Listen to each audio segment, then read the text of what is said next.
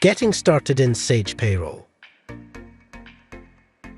Setting up your payroll with the right information is important, as this will ensure your employees are paid correctly.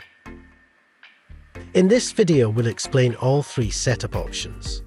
We'll tell you what you need to set up your payroll, so you have everything ready to make the process seamless and hassle-free.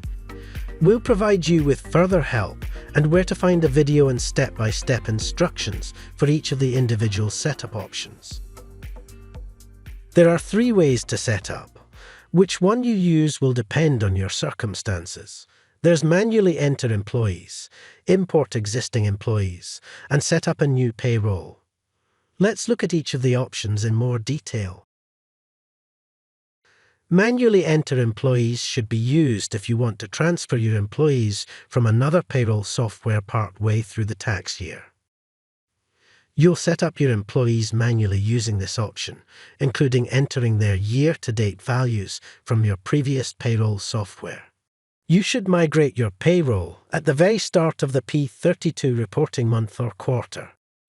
The Import Employees option allows you to import your employees via full payment submission, also known as an FPS XML file. You can obtain this file from your previous payroll software.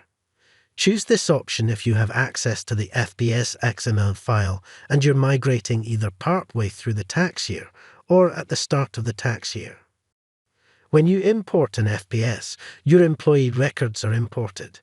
However, some information that isn't included in the FPS file should be added manually.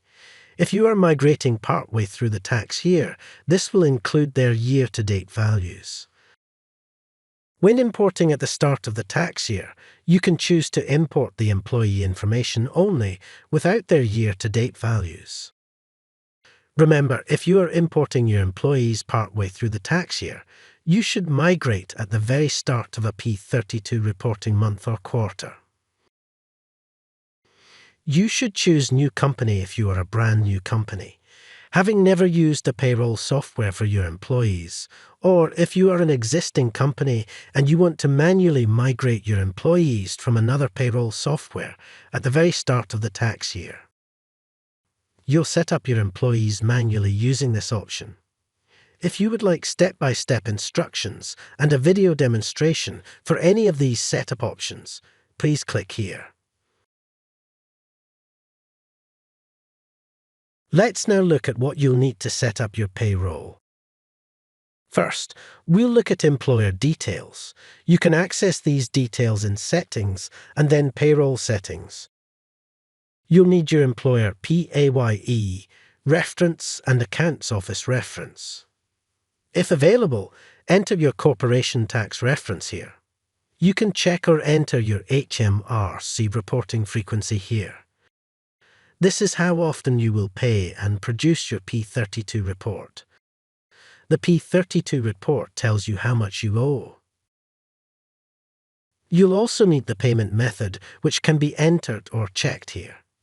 It's important that you enter this information correctly. Once you are happy with the information entered, click Save. Once you are happy with the information entered, click Save. If you are transferring partway through the tax year and you are eligible for employment allowance reclaim, you'll need to know how much you have claimed so far. You'll also need to know year-to-date statutory payment preclaim information.